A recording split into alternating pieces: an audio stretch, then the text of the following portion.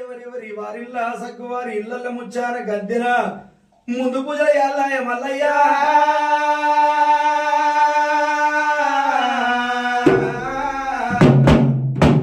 నిన్ను కొలిసిన ఇంట్లో నిన్ను నిలిపిన ఇంట్లో నిమ్మై ఉండాలి మల్లయ్యో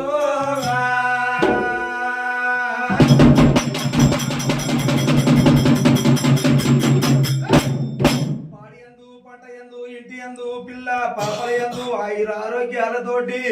నిండు బండారతోటి ఉండాలి మల్లయ్య